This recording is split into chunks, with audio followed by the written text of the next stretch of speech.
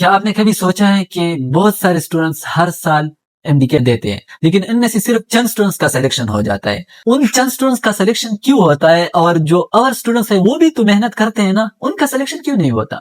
तो इसके पीछे एक कॉमन रीजन है, वो ये है कि कुछ ऐसे मिस्टेक्स होते हैं कि जिन स्टूडेंट्स का सिलेक्शन होता है वो इन मिस्टेक्स को अवॉइड करते हैं, और बाकी जो स्टूडेंट्स होते हैं ना वो ये मिस्टेक्स लास्ट मंथ में रिपीट करते हैं, जो उनको टेस्ट देने के बाद एहसास होता है कि हाँ मैंने ये मिस्टेक की थी जिसकी जो मेरे फेलियर का बायस बनी। ठीक है ना? तो अस्सलाम वालेकुम, this is me Abdullah, first year MBBS student at Ayub medical college. तो इस वीडियो में हम ऐसी मिस्टेक्स के बारे में बात करेंगे जिन मिस्टेक्स को आपने अपनी लास्ट मंथ प्रिपरेशन में अवॉइड करनी है। ठीक है ना? अगर इन मिस्टेक्स को आप रिपीट करेंगे तो ये आपकी फेलियर का बायस बनती है। मैंने बहुत सारे स्टूडेंट्स से एक्सपीरियंस लेकर आपके सामने मैं प्रेजेंट कर रहा हूं ना, जो हमारे साथ कॉलेज में पढ़ते हैं और दूसरे और तीसरे अटेम्प्ट पे हुई है, तो उनसे मैं ये सारी चीजें उनसे मैंने कलेक्ट की है कि मतलब आपने कौन सी ऐसी मिस्टेक की थी जिनकी वजह से आप फेल हो गए थे, और फिर दूसरी साल या तीसरी साल आपने इन मिस्टेक्स को अवॉइड किए हैं जिनकी वजह से आपका सिलेक्शन हुआ है। तो मैं एज अ सीनियर मैं चाहता हूं कि आपके साथ इसको शेयर करूं। ठीक है? तो सबसे पहले हमारे पास जो मिस्टेक है वो है using a lot of resources. बहुत सारे स्टूडेंट्स ये गलती करते हैं ना कि वो ये समझते हैं कि अगर मैं बहुत सारे रिसोर्सेज का यूज करूंगा, मेरे पास बहुत ज्यादा नॉलेज आएगी, तो मैं एमडीकेट को क्रैक करूंगा। हालांकि ऐसी बात नहीं है। एमडीकेट एक एमसीक्यू टेस्ट बेस्ड एग्जाम है और ये एक सिलेबस से आता है। ठीक है ना? तो आपने बहुत सारी रिसोर्सेज का यूज नहीं करना, आपने इधर आइंस्टाइन नहीं बनना। ठीक है ना? आपने क्या करना है, सिर्फ अपनी प्रोवेंस बुक और उसके साथ आपको जो भी प्रैक्टिस बुक अच्छी लगती हो तो आप उनको यूज कर सकते हो। और मतलब मैं पर्सनली मैं फास्ट पेपर को फेवर करता हूं, तो अगर आपके पास फास्ट पेपर है तो वहां से अभी प्रैक्टिस करें। लास्ट मंथ में आपने ज्यादा से ज्यादा मैक्सिमम प्रैक्टिस फास्ट पेपर से करनी है। ठीक है ना? इससे आपको एक आइडिया मिलेगा कि एमसीक्यूज किस लेवल के आते हैं, कहां से आते हैं। ठीक है ना? तो फास्ट पेपर आपने बिल्कुल ही स्किप नहीं करनी। तो आपने क्या करना है कि बहुत सारे रिसोर्सेज को अवॉइड करनी है। अगर आपने शॉर्ट नोट्स बनाए हैं या मतलब जो भी आपके पास नोट है आपके पहले से यूज कर रहे हो, तो आपने उनको यूज करना है। ठीक है ना? जिनसे आपने लर्निंग की होगी। अगर आपने अपने नोट्स नहीं बनाए हो तो आप मतलब आपने बुक में जो इंपॉर्टेंट लाइंस, जो इंपॉर्टेंट थिंग्स अंडरलाइन की है ना, तो आपने उनको बार बार मस्ट रिवाइज करना है, उनको बार बार स्टडी करना है। दूसरी मिस्टेक्स जो बहुत सारे स्टूडेंट्स करते हैं वो है पैसिव रीडिंग। बहुत सारे स्टूडेंट मुझे मैसेजेस करते हैं और ये सवाल बार बार पूछते हैं कि how to remember things forever, we are forgetting things very fast. तो इसका क्या सोल्यूशन है कि बहुत सारे स्टूडेंट्स चीजों को बहुत जल्द भूल जाते हैं, स्पेशली फिजिक्स के फार्मूलेज और मतलब जो फार्मूले बेस्ड क्वेश्चंस होते हैं ना, उनमें हम फंस जाते हैं। वो जो चीजें होते हैं वो हमसे भूल जाते हैं, तो हम क्या करें?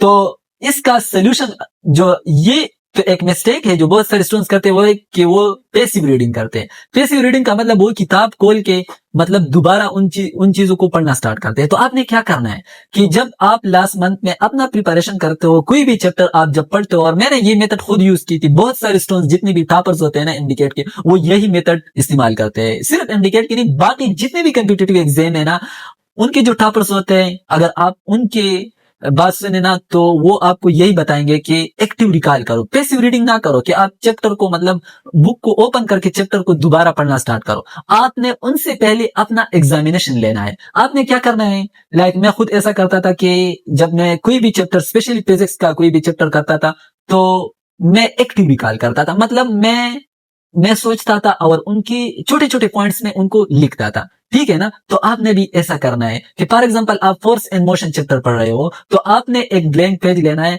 उन पे जितने भी फार्मूले आपके जहन में आ रहे हो ना, उन सारों को आपने नोट डाउन करने हैं, आपने लिखने हैं। फिर आपने मतलब जब आप चैप्टर को फिनिश करते हो एक्टिव रिकॉल के जरिए, तो आपने बुक को ओपन करना है, जो पॉइंट्स भूल गए हो, जो चीजें आपको वीक लगती है, तो आपने या जिन चीजों में आप कंफ्यूज होते हो, तो आपने उनको दोबारा अच्छी तरह पढ़ना है, स्टडी करना है। ठीक है ना? और आपने एक्टिव रिकॉल करना है। तो एक्टिव रिकॉल आपको आपकी प्रिपरेशन को नेक्स्ट लेवल तक लेके जाएगी। और बहुत सारे स्टूडेंट्स लाइक मुझसे ये सवाल भी पूछते हैं कि हम फोकस नहीं कर पाते। तो लाइक मैं अभी भी जब चीजों को याद करता हूं ना, तो ये तो इंसान है, मतलब स्पेशली इस डिस्ट्रैक्टेड वर्ल्ड में, लाइक हमारा अटेंशन स्पैन मोबाइल की वजह से बहुत ज्यादा कम हो गया है। तो इसका सोल्यूशन क्या है कि जब भी आप कोई भी टॉपिक पढ़ते हो ना, तो अपने साथ एक पेज लिया करो और उनको छोटे छोटे पॉइंट्स में उन चीजों को जो आप पढ़ते हो ना साथ साथ लिखा करो। तो चीजें आपको बहुत आसानी के साथ याद होगी और ये फार एवर तक, मतलब बहुत देर तक आपकी मेमोरी में रहेगी। तो यही सोल्यूशन है। ठीक है ना?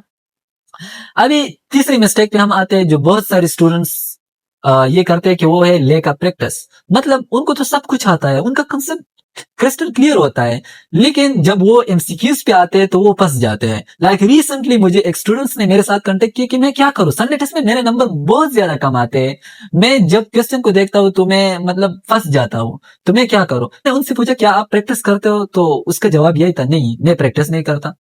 तो जब आप प्रैक्टिस नहीं करते तो आप क्वेश्चन में तो फिर फंस जाएंगे ना, ठीक है ना। तो आपने प्रैक्टिस को कभी भी अवॉइड नहीं करना, आपने प्रैक्टिस मस्ट करना है। अभी अगर टाइम कम है, अगर आपका कोर्स कंप्लीट हो तो आप फुल एफएलपी मतलब फुल टेस्ट अटेम्प्ट कर सकते हो या चैप्टर वाइज एमसीक्यूज किया करो, ठीक है ना।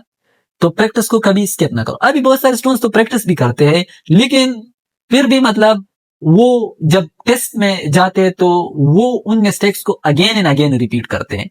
तो हमारे पास चौथा जो मिस्टेक है जो बहुत सारे स्टूडेंट्स करते हैं वो यही है कि इग्नोरिंग देयर मिस्टेक्स, कि मतलब वो जब एमसीक्यू सॉल्व करते हैं उनसे जो गलती हो जाते हैं तो वो उन पे फोकस नहीं कर पाते, उनको एनालाइज नहीं करते। तो आपने इस मिस्टेक को नहीं करनी। आप जब भी एमसीक्यू सॉल्व करते हो तो एमसीक्यू सॉल्व करने के बाद आपने गलतियों को एग्जामिन करना है कि यार मुझसे ये एमसीक्यूज क्यों रॉन्ग हुआ, मुझसे इधर इस क्वेश्चन में क्यों फंस जाता हूँ, क्या मेरा कंसेप्ट वीक है, क्या मुझे फार्मूला नहीं आ रहा था, क्या मेरा थ्योरेटिकल नॉलेज वीक था, ठीक है ना। तो आपने इस तरह प्रैक्टिस करने हैं। अगर आप इस तरह प्रैक्टिस करेंगे, अपने मिस्टेक्स को एनालाइज करेंगे, तो मैं यकीन से कहता हूं कि इंशाल्लाह आपसे टेस्ट में मिस्टेक्स नहीं होगी। जो आप इधर करते हो ना, इंशाल्लाह टेस्ट में ये आपसे दोबारा रीअपियर नहीं होगी।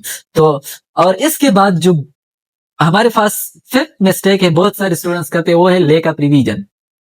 मुझसे पूछे ना कि मैं एमडीकेट को क्रैक करना चाहता हूं, आप मुझे सिर्फ एक ही सोल्यूशन बताए, तो मैं यही बताऊंगा कि रिवाइज रिवाइज रिवाइज।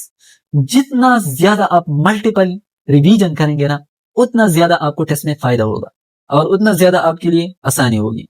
तो आपने क्या करना है कि बार बार चीजों को रिवाइज करना है और आपने रिवीजन के लिए टाइम को मस्त छोड़ना है, ठीक है ना। अगर आपके पास अपने नोट्स हो तो आप उनसे रिवीजन कर सकते हो, या आपने बुक में जो इंपॉर्टेंट लाइंस है उनको अंडरलाइन की होगी तो आपने लास्ट में उनको मस्ट रिवाइज करना है, ठीक है ना। तो रिवीजन पे कभी भी आपने कंप्रोमाइज नहीं करना। सिक्स मिस्टेक है जो बहुत सारे स्टूडेंट्स करते हैं वो है compromising on sleep.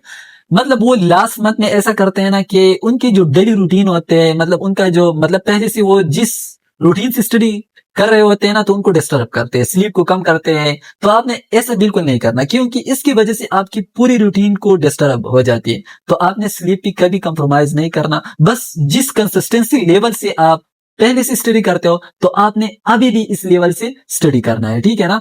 Number mistake बहुत सारे स्टूडेंट्स करते हैं वो है इग्नोरिंग देयर हेल्थ। हेल्थ जो है ना ये अल्लाह ताला की सबसे बड़ी नेमत है। अगर आपके पास हेल्थ होगी ना तो आप बहुत कुछ कर सकते हो, लेकिन एक बार आपकी हेल्थ खराब हो जाए ना, अल्लाह ना करे, तो आप कुछ भी नहीं कर सकेंगे। तो इसलिए आपकी फर्स्ट प्रियोरिटी आपका हेल्थ होना चाहिए।